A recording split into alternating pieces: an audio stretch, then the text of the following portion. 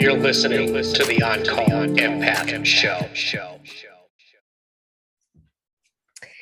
Welcome, guys, to another episode of the On Call Empath. And today we have a very special guest that's joining us all the way from Melbourne, Australia. My first guest all the way across the world, Freya Vajra. Vajra. I knew I was going to butcher that name. That's okay. So you are a trauma coach and empowering coach, correct? And you've been helping so many people. I love your Instagram, all the stuff that you've been doing, your content, very powerful stuff. Tell me a little bit about you and how you got into this type of work. Yeah. So I call myself a trauma-informed sex and empowerment coach for women. So the way I got into this, I'd been doing coaching for many years. I mean, I've been kind of doing different kinds of healing work and shamanic stuff and all kinds of things like that since I was 18. I'm 35 now. I had a mind blank. I'm like, how old am I? That's right. Age is nothing but a number. Yes, I'm beyond age. I'm really not. Anyway, so I'd been doing a lot of coaching work and been deeply in the spiritual world for a very long time, very committed to my spiritual practice, was really into personal development, was trained as a coach, had done different types of kinesiology type trainings and other energy work, and had been in a few conscious sexuality communities and was trained in various types of like orgasmic body work and things like that. However, I saw that there was a lot of re-traumatization and spiritual bypass that goes on in those worlds, and from what I was seeing professionally and also from my own experience, I just realized that while there was a lot like this, the conscious sexuality world is one of the most burgeoning industries currently, and there's a lot of women's empowerment stuff, which is amazing, really, really great. However, a lot of the people who go to that world go there because of trauma. They're looking to heal trauma. Sure. And yet a lot of the practices are not trauma informed, and it usually causes people to become re-traumatized. And so, yeah, because of my own journey as well, and because of what I was witnessing, I, made it a real mission to become trauma informed and to start developing practices that would help women open to their bodies again, but do so in a way that would not re-traumatize them, that would be sustainable and would be trauma informed essentially. So yeah, that's the very short answer to your question. Well, I mean, it's very impressive. You've almost helped over 1,000 women all over Australia. Not only do you focus in different areas from setting boundaries to, all those things that especially empaths have issues with. I mean, right now with the world the way it is, there's a lot of people going through so much pain and suffering. And so I think, it's very relevant, a lot of this stuff that you're doing. And so that's why I wanted you on this podcast. So let's just dive right in. And if you could just kind of explain to the audience or whoever's listening out there, what are some of the misconceptions about like trauma, and especially like some of the things that you hear with your clients? I think I'm going to name two big misconceptions. I think the one I'm going to name is the people who go through it, and the other one I'm going to name is kind of the coaching industry, spiritual and greater world misconception of it. So the first one that I would say, that people who go through traumatic experiences, the biggest misconception is this belief that they're broken. It's like, and that is such a strong CPTSD, complex post-traumatic stress disorder. So someone who's been through repeated traumatic experiences can develop that CPTSD. That's such a common CPTSD story. It's like, there is something wrong with me. I'm broken. I can never be healed. No one could ever possibly love me for who I am. I'm worthless, like that, because of the things that I've been through. No one could love me for how I am. Like, I'm inherently faulty. This is like, I think this is the core wound of people who have been through repeated trauma, especially if they've been through a lot of childhood trauma. Sure. And the interesting thing about that is that pattern itself, in polyvagal theory, I'm such a polyvagal nerd. Have you had anyone talk about polyvagal on I've this had show? I've had a couple in my early episodes in season one, but Yeah. not very deeply. Yeah, it's absolutely phenomenal. I heard one person describe polyvagal as, for the nervous system, what Newton was the old school kind of to physics, what Einstein is to, Yeah. or even like string theory and, you know, quantum physics is to, like, you know, physics. This is what Sure. polyvagal is to the nervous system. So in polyvagal, they talk about how there are different nervous system states, essentially. And one of the nervous system states is called dorsal vagal. So this is very much associated with freeze and collapse. Sure. And there are different beliefs and emotional states that are associated with freeze and collapse. And one of them is this deep sense of powerlessness. And so that CPTSD story, like, I'm broken, there's something wrong with me, I perceive it as very much a nervous system setting. And when people can realize that it's actually a nervous system setting rather than something that's inherently wrong with them, then you can start approaching it and working with it in a way to kind of shift the shape of your nervous system in a way.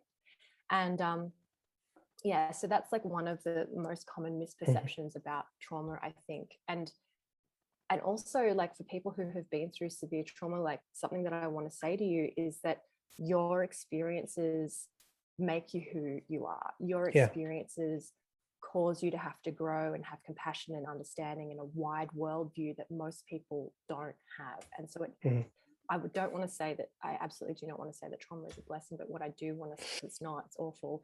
But what I want to say is that it doesn't make you broken at all. Yeah. It makes you someone who has a wider view on the world. So that's the first misconception. The second misconception that I would say is, this just happens all the time in the coaching industry and in the spiritual kind of industry complex, I guess, is the gaslighting of people who have been through trauma, and the calling them victims, the conflating of victim consciousness. Like, you know, in the drama triangle, there's victim, perpetrator, and rescuer. And this is how drama is perpetuated, is when people embody those three roles. But victim consciousness, and which is actually something that narcissists embody a lot, they're like never taking responsibility, it's always someone else's fault.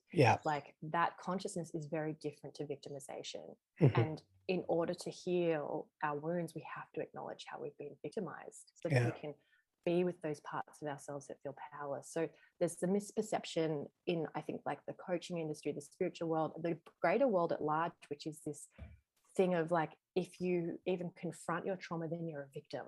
You know? And I just think it's such a big way of gaslighting people, so that the people who embody those kind of perpetrator roles never have to look at how they are accountable or how they might have contributed to that kind of pattern, whether it's with that person or with similar stories, you know. So. Very interesting. And, you know, and one of the things that I find very interesting, especially with a lot of the people that I've talked to, is, you know, they say that they have physical elements too. It's all connected, mind, body. One of the 100%. things also is, I mean, you mentioned freeze. And the question that I get a lot is, how do you get yourself out of that? How do you move away from that? Because that is a very popular question that I get. So firstly, I want to say that freeze is there to try and help us. Like, all of the fear responses, so there are four fear responses actually. There's fight, flight, freeze, and then there's fawning as well, which is like that people pleaser. You know, if you're so deep in freeze but you can't get away from the perpetrator, you might need to befriend them. You know, but firstly, like, all of those fear responses are there to help us stay alive, essentially. So if you feel freeze, please don't feel ashamed of yourself. But in the moment, let's say there are two types of freeze, right? There's in the moment when something intense happens and you go into numbness and you go into freeze. There's that kind of freeze. And then there's, like, what I call compounded freeze, which is people have been through so much trauma that they are kind of living in a state of freeze Sure. as their everyday go-to. So what I would say, like in the moment when something happens and you go into freeze, like if you're able to, there are two kinds of things that I would suggest, which is see if you can co-regulate with someone. So if there is someone there who you trust, if you can go to them, if you can talk to them, if you can get a hug. Yeah. This can be very hard for people who experience going into the shutdown and freeze state a lot because there's so much shame associated with it. Yeah. But part of the healing is to kind of take away the secrecy of the shame and actually reveal ourselves to others and allow others to love us in those states so that we can dispel the myth that we're not deserving of love. So there's the co-regulation, but what is also really important is in polyvagal, they talk about mobilization is the antidote to immobilization. So freeze is a type of immobilization, right? You can't move, you're frozen, you're stuck. Mobilization. So when they talk about mobilization, they talk about accessing the emotions that cause us to get moving. So the fight or flight emotions. So actually letting ourselves feel our fear, letting ourselves feel our anger. Like, especially for people who have boundary issues, feeling anger is really important because anger indicates where our boundaries are being crossed, right? So actually letting ourselves feel and express our anger, but also physical movement. And this is the same for people who are in the moment they're feeling freeze, or if they're living in a compounded state of freeze. The way that I work with people a lot is getting them to do physical movement practices, like very specific physical movement, because that's physical mobilization. And often what that does, because the trauma is in the body, right, is that allows the fascia and all of the body to start opening. And what might happen is the frozen emotions. So often depression is like frozen emotion. Exactly. Those emotions start releasing. So you might experience the anger, you might experience the fear, and you can actually start releasing it from your system. If you can't, like, so when I say movement, it could be like, just go for a walk, do anything. You could do a workout if you want, but even the most simple things like just letting your body move in any particular way at all, even if it's just, you're just moving the shoulders, any kind of movement. So movement with yourself, letting yourself feel your feelings, and co-regulating with others are, I think, the best ways to come out of freeze.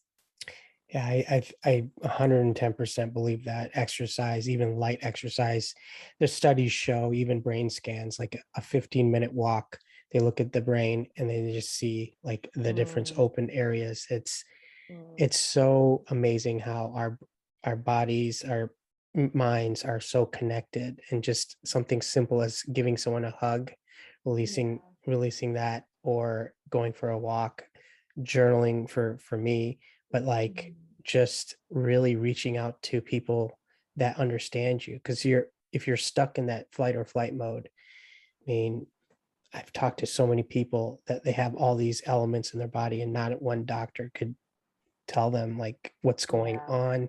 It's frustrating, and they're on all this medication, they're gaining weight, and they're eating, they don't know why, and it just snowballs. And then you get to a point where it's there's a point of no return, they give up, and it's really sad. But as you said, there you can do things to counter that. And so that leads me to asking you, I mean, you mentioned earlier, like, trauma sometimes, can teach us things.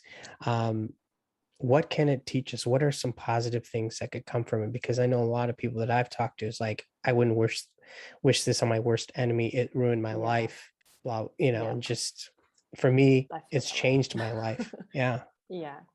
I mean, I am someone who is always looking for solutions, and I'm always trying to find what I can learn from any situation. And I want to be really careful about how I phrase this, because so many people will dismiss or invalidate people's trauma and their pain by saying like, but what did you learn from it? Or something so like, oh, it makes me want to vomit a little bit, I had a like, therapist ask me that once. Oh, really? Yeah, it was very like, I mean, it did the opposite. I know what she was trying to do, but it didn't help.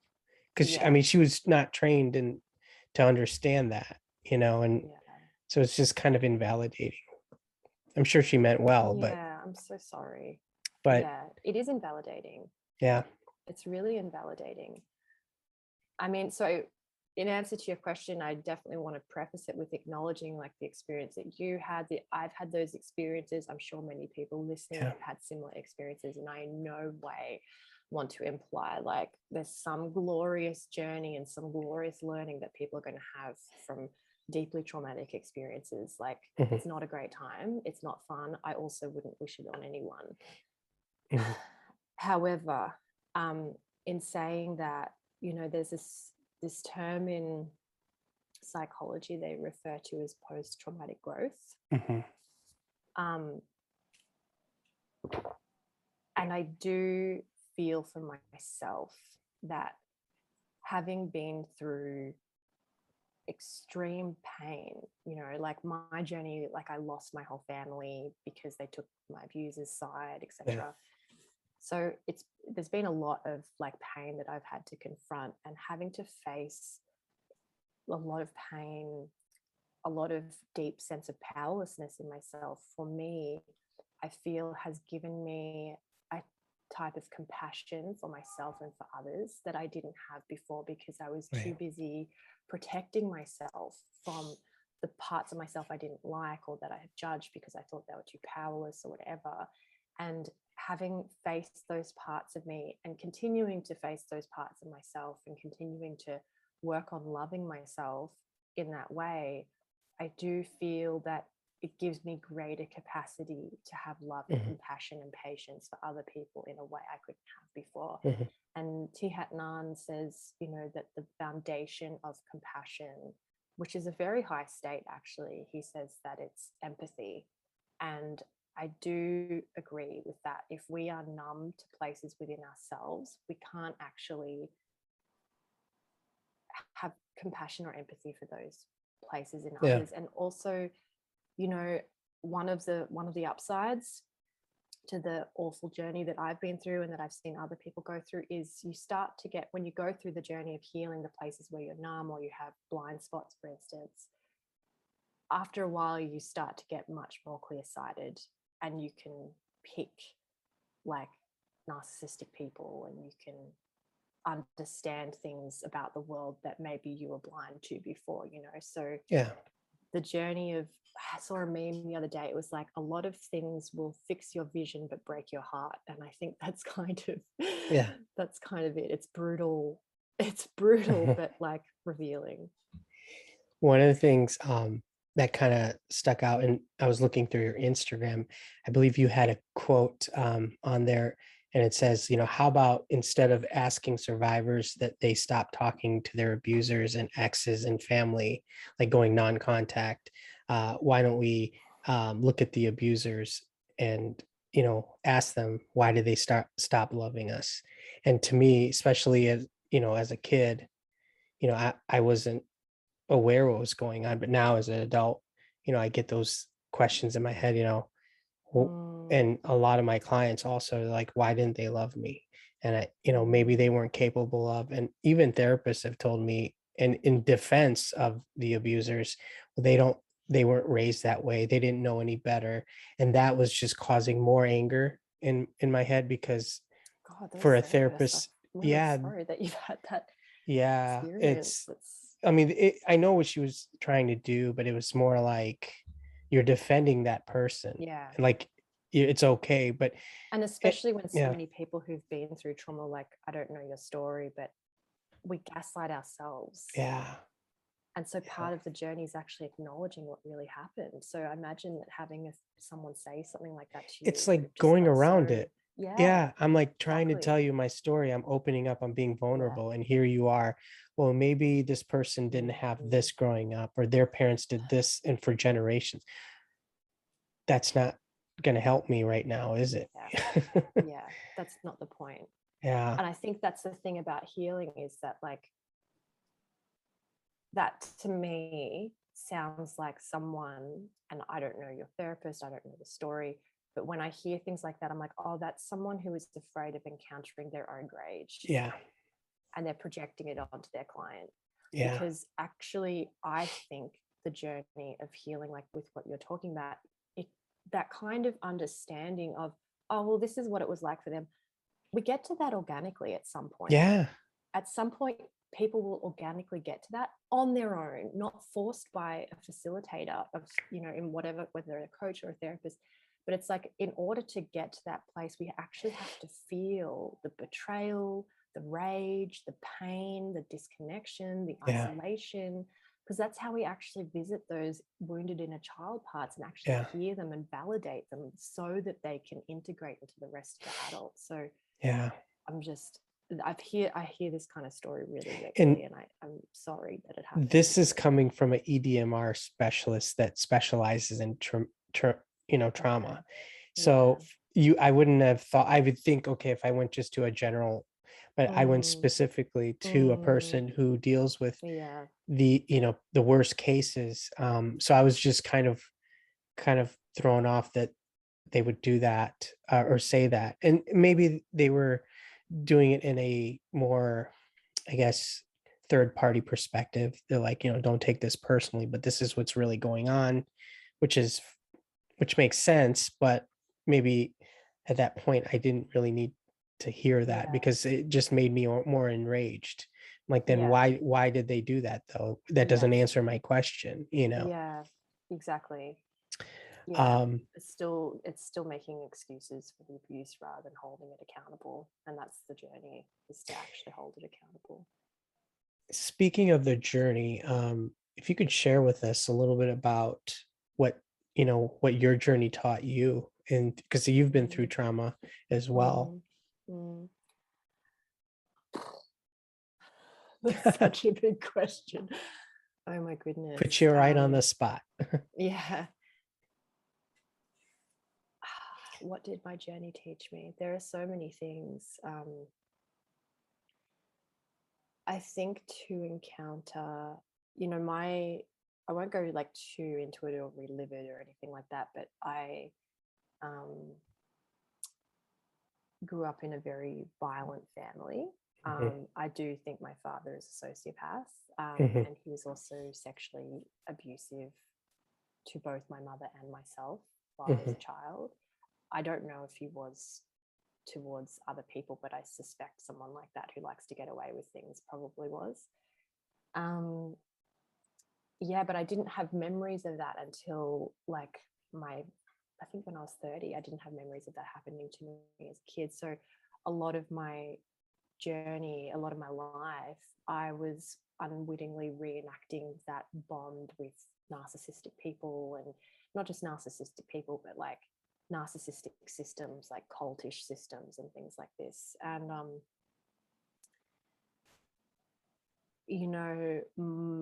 when I started to become aware of what had happened, and I went to my entire family with, this is what has happened, and they took his side and ostracized me essentially,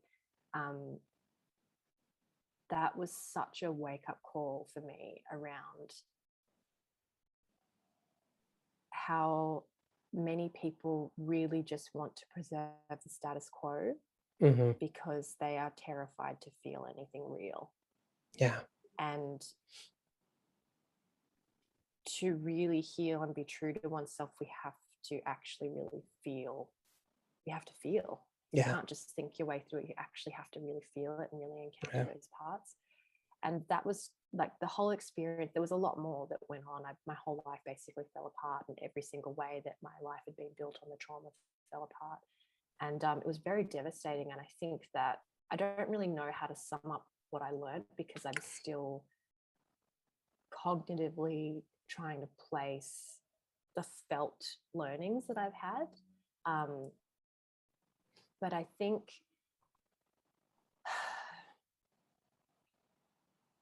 let me feel into this a little bit more before I just give you some kind of No, take your time. I mean, I know it's that.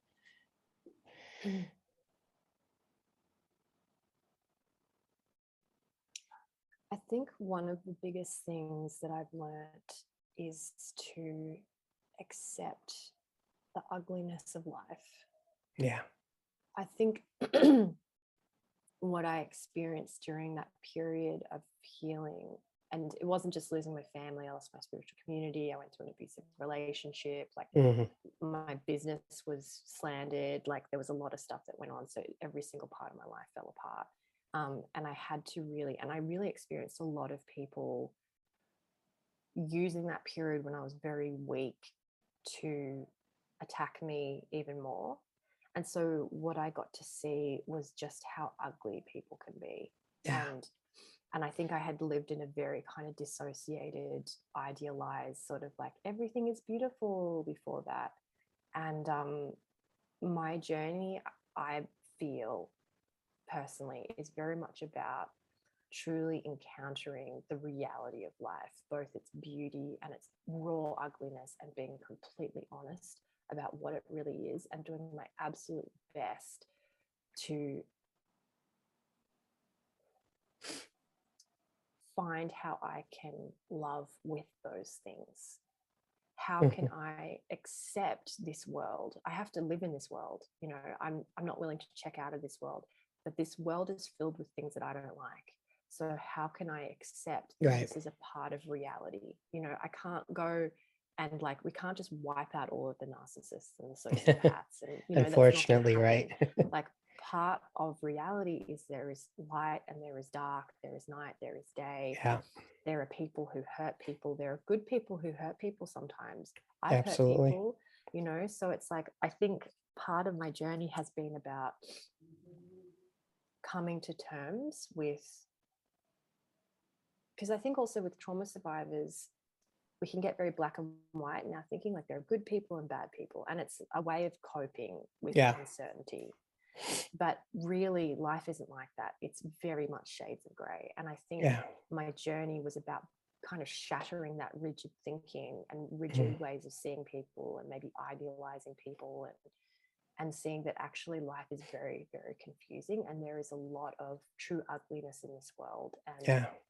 without enabling it and being able to call it out and say, this isn't right, at the same time, how can I also accept that this is what life is? And that's a big journey, and it's very challenging for me to remain loving all the time. I don't. Sometimes I get angry, and I'm, you know, but I think that's one of the big lessons I've learned from the things that I've been through. Yeah, thank you for sharing that. I mean, a lot of people that are tuning in, you know, that they're in a, you know, in a dark spot, but then later on, especially when I connect with them, they'll have good days, but then majority of them are bad. And so I mean, I tell them you're gonna have more bad days than good, but then when it starts to balance out and you start to even out, where you're having a couple good days here and there, and you have to look at exactly what did you do that day that kind of made it a bearable. We want to get you a little bit past baseline so you can function and make sense of things. And you know, because once you're hurt from childhood, from abuse, from trauma, I mean, I tell people it's a lifelong process. There's not going to be a day where you wake up and you're going to be like, I'm cured and let's go face the world, because I know I feel it when I stop doing the work, when I stop working out, movement, You have to be consistent. eating healthy. Like if I start eating like fast food and I stop working out, it's just like a domino effect, and the trauma comes back. And the minute I'm around positive people doing great podcasts like this, it makes me think that I'm not alone, and there's thousands of people that are tuning in that are like, they have that aha moment. That really touched me when you said that, like that reminder of I'm not alone, because I think that's the core piece of the trauma, isn't it? Just feeling so isolated and unseen and alone. I actually feel a bit teary, you know. I'm Especially really glad right you now. named that. Yes, especially With right now. everything I know in Australia, I just talked to a lady yesterday, and she was saying what a mess it was with the government and stuff. And I was telling her, it's not any better here in the US. And not to get political or off track, but there are manipulators and narcissists in power, and there are people that want to only benefit them. So people that are traumatized or weaker, you know, they end up following the herd, and they don't voice their opinion in fear of what other people may think, because they've been shunned through abuser and things like that. So the world is still I mean, I don't think it's ever going to be the same, but I think by people listening to you and listening to podcasts and the work that you do, we can actually make sense of it and know that, like you said, you know, you're not alone because there's so many people going through this. Some of them don't really talk about it and they'll be on social media smiling and putting Yeah. up a front, but behind closed doors, I mean, I've talked to many people that they're on medication. Some days they can't even get up out of bed, Yeah. but then they'll have to put themselves together for a photo shoot or something like that. And they'll go right back to their addictions or stuff, things like that. But I'm going to throw you like a scenario here, and it's like a little curveball, but I just want to see what your answer would be. Okay. I think this will be kind of interesting. If today was your last day on Earth, and you know you would like to send a message to whoever's listening in this podcast that's been through trauma, narcissist abuse, any type of suffering, I'm going to leave you with that to educate everyone that's listening out there.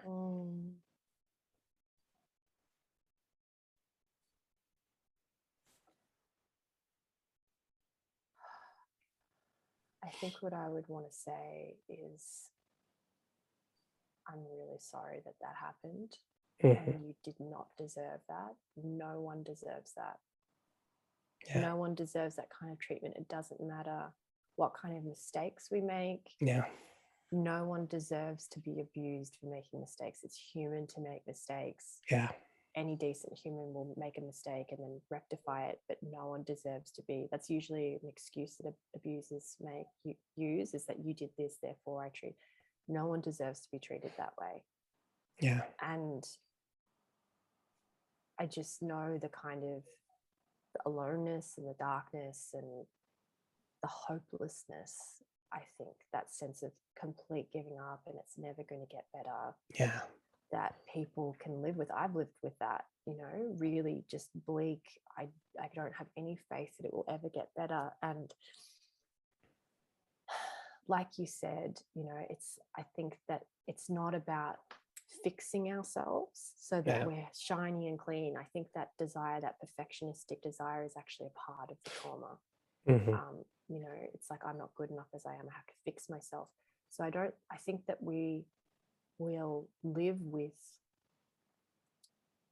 some aspects of our trauma for the rest of our lives. Yeah. However, I think we can shift our attitude towards it so that we can have compassion for ourselves and patience and love for ourselves and know that we deserve that, which is the opposite of what people who have abused us have taught us, that we don't deserve to be seen or heard or being given the things that we need.